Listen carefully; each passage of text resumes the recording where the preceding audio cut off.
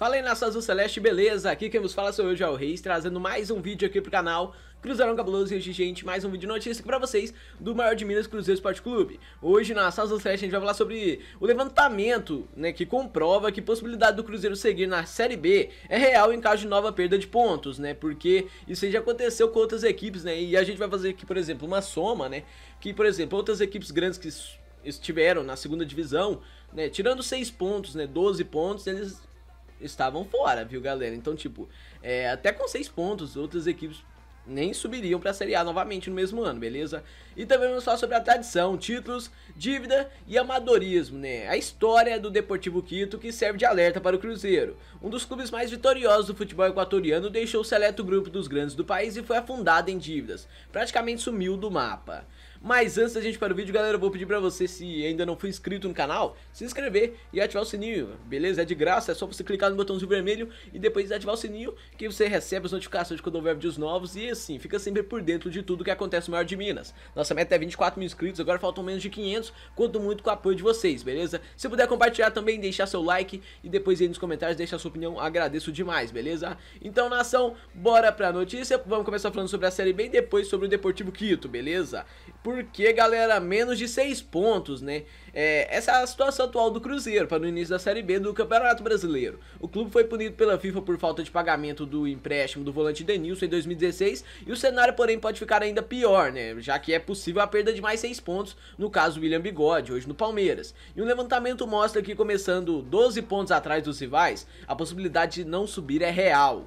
O jornalista Mauro César Pereira comparou a situação do Cruzeiro com os demais clubes grandes que disputaram a segunda divisão nacional no sistema de pontos corridos. Se os rivais estivessem na situação do time mineiro, alguns ficariam pelo caminho na tentativa de regressar à elite nacional. Abre aspas. Se você olhar para todos os times campeões da Série B que jogaram a Série B em pontos corridos, só 3 subiriam, mesmo tirando 12 pontos. O Corinthians de 2008, o Vasco de 2009 e o Palmeiras de 2013. Esses 3 subiriam mesmo com 12 pontos debitados. O Corinthians seria campeão da segunda divisão de qualquer forma, teve a vantagem superior a 12 pontos em relação aos demais. O Vasco e o Palmeiras cairiam da tabela, né? Cairiam na tabela, mas ficariam entre os 4 e subiriam da mesma forma, disse o Mauro. Ou seja, em se confirmando da nova punição, a nova situação ficaria pra lá de complicada para a Raposa, que passa pela pior crise institucional e administrativa de sua história, e viverá uma situação inédita no futebol nacional, que pela primeira vez na história, o time que cai de divisão não manterá o bônus de receber cota de televisão no primeiro ano, como se estivesse ainda na Série A.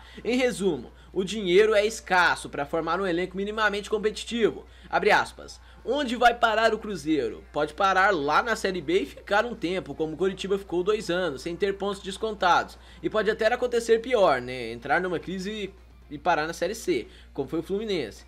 É difícil prever o que pode acontecer com o Cruzeiro. Vai acabar? Não, não vai acabar, né? No Brasil, o clube não vai à falência, ainda mais clube com torcida, com história. Ele vai ficando de um jeito ou de outro, completou Mauro César, mas que a situação é caótica, disse o comentarista da ESPN, viu, galera? Então, assim, essa é a situação do Cruzeiro, né, galera? Então, por exemplo, tirando Corinthians, Vasco e Palmeiras, né, todas as outras equipes, várias equipes que caíram para a Série B, né, gigantes do futebol brasileiro que caíram, né, não ficariam com títulos, mas alguns, né, ainda ficariam no G4, né, mas pelo que tudo indica o Cruzeiro vai pagar essa dívida pelo Pedro Lourenço, já foi confirmado, e o Sérgio Santos Rodrigues vai fazer uma live, né, dizendo isso. Mas até amanhã, sexta-feira, o pagamento da dívida, eu não vou arretar o pé não, viu, galera, eu vou ficar aqui fazendo os vídeos falando, porque, mano, semana passada, né, quando retiraram os 6 pontos da FIFA, eu fiz vídeo, eu falei que o conselho gestor mesmo disse que tinha entrado em um acordo com a UADA, né, e depois não entrou em acordo nada, né, a FIFA não importou pra acordo nenhum e jogou a punição no Cruzeiro.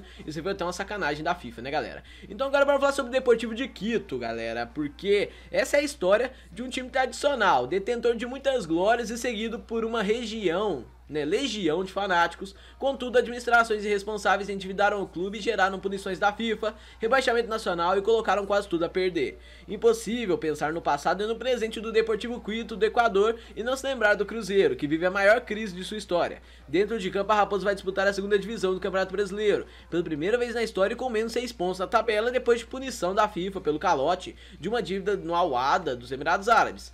Fora das quatro linhas, ex-dirigentes são investigados pelo Ministério Público e pelas polícias civil e federal por falsificação de documentos, falsidade ideológica, apropriação indébita, organização criminosa e lavagem de dinheiro. Assim como ocorreu com o Cruzeiro, a derrocada do Deportivo Quito começou com o doce sabor dos títulos nacionais em 2008 e o time de Quito foi coroado campeão equatoriano depois de 40 anos. Naquela temporada, os dirigentes deram um impulso econômico em busca da taça. Segundo o relato da imprensa equatoriana, foi oferecido aos jogadores do time $100 mil, cerca de R$220 mil na cotação da época, como bicho de cada atleta pela conquista. Em 2009, a receita se repetiu e o inédito bicampeonato equatoriano escondeu uma dívida que crescia assustadoramente.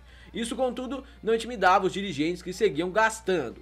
O exemplo mais contundente disso são os contratos firmados com os jogadores. O meia Luiz Fernando Saritama, por exemplo, tem uma história com a camisa do Deportivo Quito. Ele subiu das categorias de base em 2001, recebendo cerca de $200 ao mês. De acordo com jornalistas do país, depois que transferiu-se ao futebol peruano e mexicano, voltando ao clube em 2008 para receber $45 mil ao mês, que era R$76.500 na época, em 2008, 4 anos depois ele já ganhava cerca de $70 mil mensais, cerca de R$126 mil na cotação de 2012. Abre aspas. Em 2009, quando foi bicampeão, o time tinha no elenco Michael Antônio Arroyo e Luiz Fernando Saritama, jogadores que ganhavam $70, $80 mil. Para nossa economia, isso é impraticável, afirmou o jornalista Carlos Nunes Gaibor, que acompanhou de perto a derrocada do time de Quito. O momento positivo continuou até 2011, quando o Deportivo Quito venceu mais uma vez o campeonato equatoriano, enquanto a sala de troféus ganhava mais um integrante. A dívida do clube também crescia. De 2008 a 2014, balanços indicavam dívida acumulada de $19,5 milhões, cerca de R$46 milhões na cotação de 2014. Em 2015 começou o pesadelo para os torcedores do time da capital equatoriana. A temporada iniciou com uma perda de 6 pontos por sanção da FIFA pela dívida com o ex-jogador Néstor Salazar. Os problemas aumentaram à época e a Federação Equatoriana de Futebol, a FEV, tinha regras mais rígidas e exigia que clubes apresentassem certificados de pagamentos. Isso mudou por pressão das agremiações. Por causa de calotes do Deportivo Quito, a FEF não liberou a entrada do time em campo no jogo contra o River Plate pela Liga Nacional. Pelo regulamento, o time endividado perde o jogo por 3-0 e a equipe da capital equatoriana também perdeu pontos por não apresentar o depósito da folha de pagamento dos meses de agosto e setembro daquele ano. Na tabela acumulada da competição, o Deportivo Quito ficou na última posição, com 44 pontos, e o rebaixamento quebrou a série de 3 conquistas nacionais em 4 anos e mostrou aos torcedores a má gestão do clube. Abre aspas. Este processo foi um pouco complicado para os torcedores. Aos poucos, eles foram vendo o time cair de categoria. Uma equipe que levava 20 mil, 30 mil pessoas ao estádio olímpico Atahualpa, os torcedores se uniram, fizeram campanhas pelo Deportivo Quito, mas lamentavelmente a dívida atingiu patamares de cerca de $25 milhões, cerca de R$132 milhões, disse o Gaibor. Na disputa da Série B em 2016, a crise financeira fez o Deportivo Quito perder ainda mais pontos. A FIFA exigiu a retirada de 6 pontos pela dívida com o ex-jogador argentino Martin Adrizzi e ele jogou no time campeão do Equador de 2008 a 2009. Adrizzi cobrava cerca de $45 mil, cerca de R$155 mil na cotação da época. Outros 6 pontos foram descontados pela FEV por falta de pagamento dos salários dos jogadores. Depois, a entidade voltou atrás na decisão e muitos acreditam que isso ocorreu pela força política do time na capital, como revela o jornalista Antônio Bidia, um dos maiores conhecedores da história do Deportivo Quito. Abre aspas. Embora o início da década tenha sido extraordinariamente, aos poucos fomos conhecendo dificuldades econômicas do clube, causadas indevidamente por irresponsabilidade dos dirigentes, e eles contaram com a permissividade da federação local nesse tempo. Luiz Chiriboga, que havia sido presidente do Deportivo Quito, tratou de ajudar todas as formas como presidente da FEV para que o Deportivo Quito não fosse punido de forma como merecia, explicou o Bidia. Apesar desse apoio deportivo nos bastidores, as perdas de pontos continuaram. A dificuldade econômica era tanta que os jogadores ficaram 5 meses sem receber salários. Ao todo foram 34 pontos descontados na tabela da Série B em 2016. Esse número fez uma diferença grande no resultado final e o Deportivo Quito foi o último colocado com apenas 2 pontos. O penúltimo foi o Spoli, com 39. Mesmo se escapasse pelos pontos, havia decisão que garantia a queda, galera? Então, mesmo que a equipe escapasse, já estava rebaixado pela justiça, coisa que pode acontecer com o Cruzeiro. O Deportivo Quito, galera, teve de disputar a segunda categoria em 2017. Esse torneio é bem modesto e dividido em regiões do país. Coube ao time da capital jogar o Campeonato Provincial de Futebol da segunda categoria de Pichincha, dos 11 clubes participantes, o Deportivo Quito ficou na 4ª posição, apenas né, nos 2 primeiros avançaram para a fase mata-mata. Em 2018, mais notícias negativas para o torcedor do Deportivo Quito. O time da capital começou o torneio com menos 24 pontos por novas sanções da FIFA em função de dívidas com os técnicos Carlos Ischia e Nelson Acosta e Marcelo Fleitas, além de débito com o jogador Sebastião Rusculheda.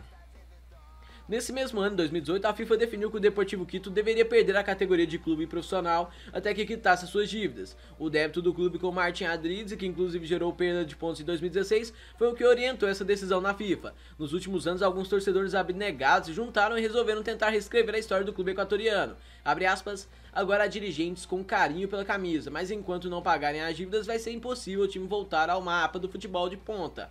A dívida se mantém praticamente toda, porque foram incapazes de reduzi-la durante todo esse tempo, afirmou Gaibor. Em 2019, o Deportivo Quito disputou o torneio em condições próximas ao futebol de bairro, explicou o jornal El Universo, né? Então, galera, assim, o gerente geral do clube, Jorge Ivan Macedo, não descarta a refundação do Deportivo Quito caso não tenhamos um respiro dos processos na FIFA, né? E essa foi a fala dele. Vamos pensar em uma refundação, e se isso acontecer, ninguém nos cobrará. Não quero pensar nisso porque o Deportivo Quito é um dos grandes do futebol equatoriano e por isso não deve morrer. Mas apesar da crise financeira, né, que levou o Deportivo Quito a viver forte instabilidade política, eles nunca foram investigados, né, pela justiça, nem pela polícia, nem por nada, igual tá acontecendo com o Cruzeiro, né? E eu acho que isso aí pode ser uma coisa ruim em relação a eles, porque isso aí pode acabar com uma equipe, né? Igual os caras ficam roubando, ficam gastando como se não houvesse amanhã, né? O clube vai acabando e a justiça não faz nada. Ainda bem que aqui apareceu o Fantástico, né? Fez toda aquela reportagem, né, falando, e o Zezé Perrella não fez nada, né? Eu fico pensando nessa parte. O Zezé Perrella não fez nada quando era presidente do conselho, né? Ele deixou a bola de neve continuar descendo o morro, né? Descendo a ladeira. O que que tem, né? Dá nada, né? Deixa os caras continuar aí. A gente ganhou a Copa do Brasil no ano passado, ganhamos o Mineiro. Galera, no ano passado, quando o Cruzeiro foi campeão mineiro, o quarto goleiro do Cruzeiro recebeu 4 milhões de premiação. Como que você dá 4 milhões no Campeonato Mineiro? Mano, o Campeonato Mineiro, galera, não vale nada. Ele dá quanto? Uns 5, 6 milhões de premiação. Aí os caras vêm e dá 4 milhões só pro goleiro, aí pro resto do time. Acabou. Mano, o Cruzeiro, os caras roubaram tanto o clube, galera, que uma coisa que eu vou pedir é que tenha ressarcimento. Beleza? Que pegue pra trás o que Itamar Machado roubou, o que Sérgio Donato roubou, o que Wagner Preguiça roubou, que os empresários ladrões roubaram, porque pra ficar assim roubando o clube, pegando empréstimo pra gastar em boate, pra gastar em casa, pra pagar imposto de carro da família, pra pagar casa pro filho, né, igual o Wagner fez, isso é vagabundagem. Se a polícia não fizer nada, mano, a gente vai ter que fazer com as nossas próprias mãos, né, porque não pode ficar assim, né, e aí eles vêm encher o saco, né, igual o Deportivo Quito. Acabou, galera. O time hoje tá no futebol de bairro, nem existe mais, de tanta dívida na FIFA, né? Eles perderam 38 pontos, né, quando foram rebaixados, né, rebaixados pra Série A, né, tava na Série A, na primeira divisão, caíram pra Série B, que era a segunda divisão deles, né, do equatoriano, né, por causa de perda de ponto na FIFA, né, perderam muitos pontos e foram rebaixados. Aí chegou, né, na segunda divisão também e perdeu mais uma porrada de ponto e foi rebaixado de novo pra Série C, né? Porque eles ficaram na segunda divisão com 2 pontos. O penúltimo ficou com 39 pontos, né? 37 pontos a mais, né? Então assim, o Cruzeiro vai tentar uma reconstrução, um time gigante igual o próprio Deportivo Quito era. Só que assim, a gente vai tentar agora sair de tudo. Vamos ter que usar a força do torcedor e a força dos dirigentes aí que são torcedores de verdade pra tentar tirar a gente dessa, né? E é isso aí, esse foi o vídeo de hoje, viu, galera? Muito obrigado a vocês que assistiram. Se gostou, deixa o like. Se não for inscrito no canal, se inscreve e ativa o sininho para receber as notificações quando vai vídeos novos, que você não perde nada e fica sempre por dentro de tudo que acontece no maior de Minas, Cruzeiro Esporte Clube. Então esse foi o vídeo de hoje, obrigado a todos, valeu, até a próxima. Falou, nação, valeu, fui!